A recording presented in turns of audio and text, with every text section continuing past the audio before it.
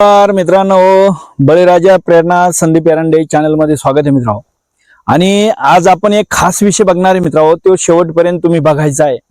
आणि तुम्हाला काय वाटतं त्या विषयाबद्दल ते पण कमेंट मध्ये जरूर सांगायचं मित्रांनो. की आज शेतकरी ओरडतोय मित्रांनो की कांद्याला भाव नाही, है का नाही? शेतकरी ओरडतो कांद्याला भाव नाही. काही ठिकाणी कांदे जमिनीत गाडून टाकू राहिले, परत नांगरू राहिले, काही ठिकाणी कांदे फेकून देऊ राहिले.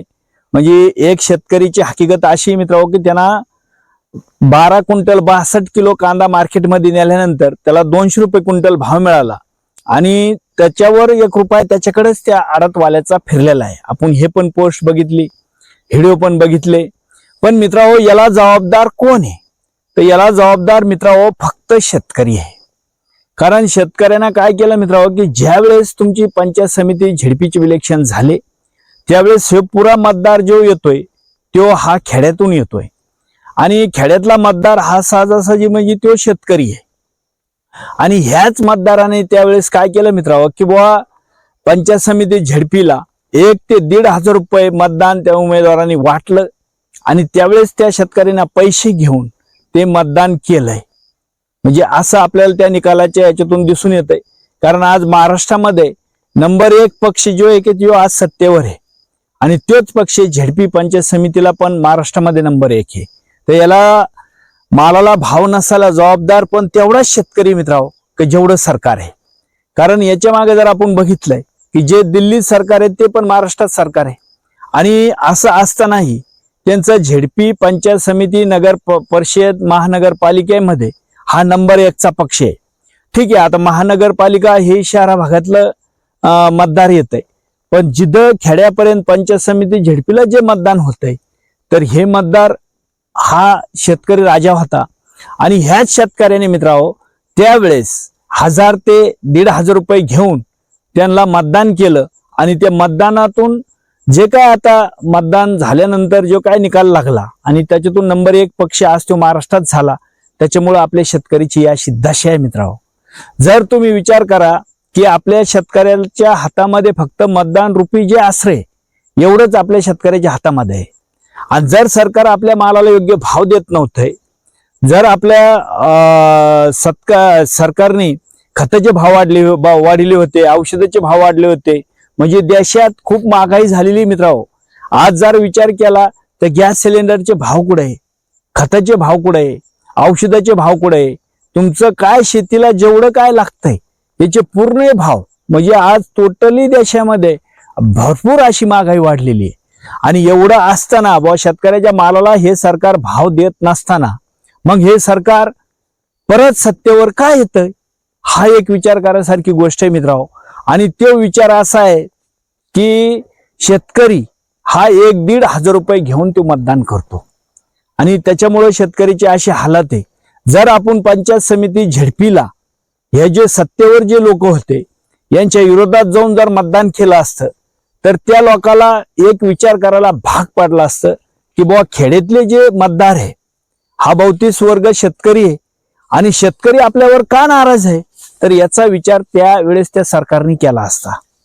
पण तसं नाही होताना मित्रांनो की आपल्या दारात येऊन घरात येऊन 1 ते 1,500 रुपयामध्ये आपण विकलो म्हणजे 1-1,500 रुपये घेऊन आपल्याला वर्षभर पुरेल असं त्यावेळेस वाटलं आणि आपण मतदान केलं. मग आपल्याला त्यावेळेस हे आठवलं नाही की बुवा आपल्या शेतमालाच्या भावाचं काय, आपल्या सोयाबीनला काय भाव भेटला, कपाशीला काय भाव भेटला. मग दुसरी गोष्ट बुवा आता सध्या कांद्याची काय परिस्थिती आहे. म्हणजे ह्या सगळ्या गोष्टी जर विचार केला ना मित्रांनो, आता किती जरा बोंबलले आणि किती ओरडले तर आता 29 लोक तुमच्याकडे त्यांना बघायला वेळ नाही, लक्षात घ्या. आणि का बघायला वेळ नाही, कारण आता इलेक्शनच नाही, 29 लोक इलेक्शन नाही. आणि तुम्ही आता बोंबलले बुवा कांद्याला भाव नाही, आमकं नाही तमकं नाही, मत चालू आहे. मग आरडाओरडी शेतकरीची चालू आहे. कोणी लक्ष देतं का? म्हणजे आज कांदा निर्यात करायची गोष्ट आहे मित्रांनो. आज जरा कांदा निर्यात केला तर 2, 4, 5 पैसे शेतकऱ्याला मिळू शकतात. पण तसं होताना ते दिसत नाही. आता याचीच जर उलट परिस्थिती जर झाली असती म्हणजे कांद्याला जर 40-50 रुपये किलो जर भाव असता तर येईनी 1-2 दिवसामध्ये कुठून तरी कांदा कोणत्या तरी देशातून येईनी आयात केला असता आणि त्या शेतकऱ्याच्या मालाचे भाव कमी केले असते. पण म्हणून मी काय सांगतो का याला जबाबदार, आज कांद्याला भाव नाही, याला जबाबदार फक्त शेतकरी आहे. कारण शेतकरी त्या टायमाला विकल्या जातो आणि तो मतदान करतो. म्हणजे त्या टायमाला जर आपण विचार केला असता की बुवा आमच्या कपाशीला काय भाव मिळाला, खताचे भाव कुठे नेले, आहे का नाही, म्हणजे हे सगळं उत्पन्न खर्चात किती पटीनं वाढ झाली, म्हणजे हे कोणीही त्याचा विचार केला नाही. आणि एक एक दीड हजार रुपये घेऊन ते मतदान केलं. म्हणून मी सांगतो की मी स्वतः सांगतो मित्रांनो, याला जबाबदार फक्त शेतकरी आहे.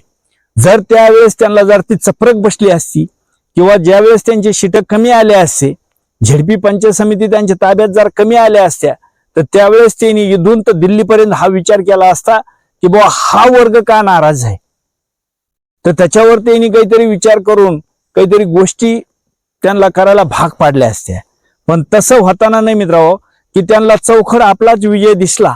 त्याच्यामुळे आता तुमची त्यांना गरज नाही.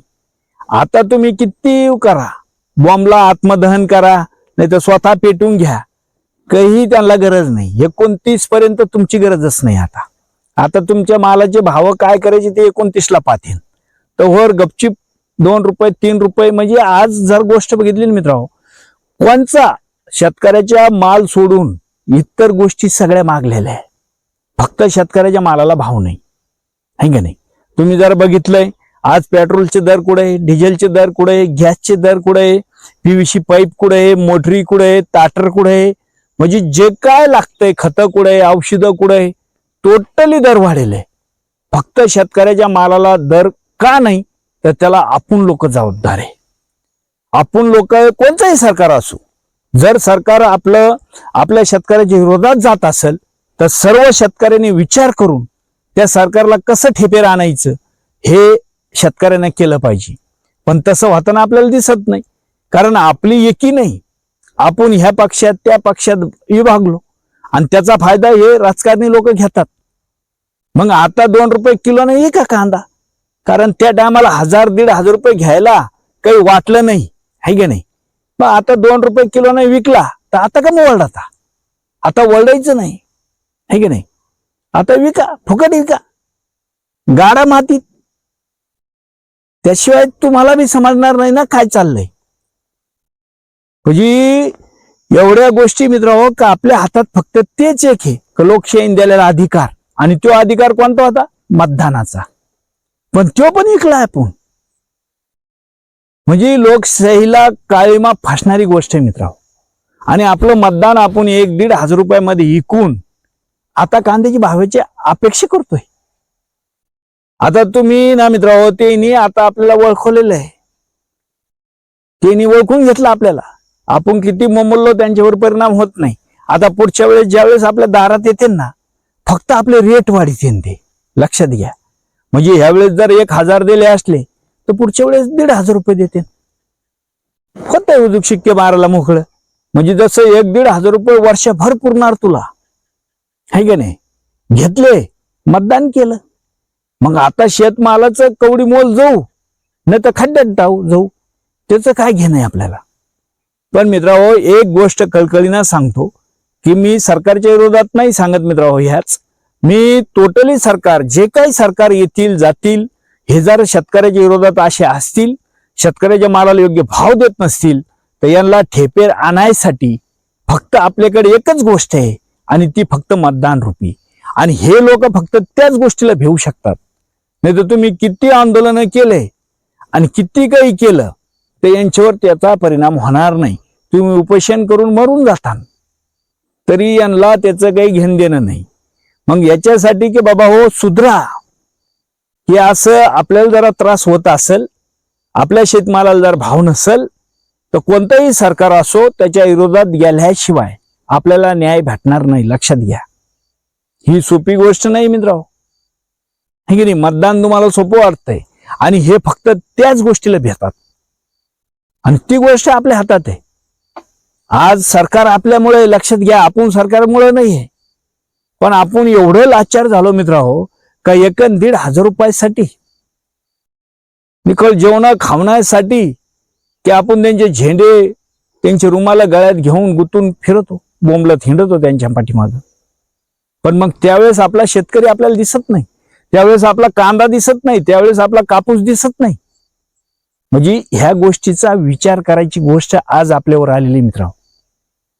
मग भलं ते सरकार कोणतंही असो, पण त्याच्या विरोधात गेल्याशिवाय आपल्याला न्याय मिळणार नाही. आणि हे सगळ्या शेतकऱ्याला सांगतो मी.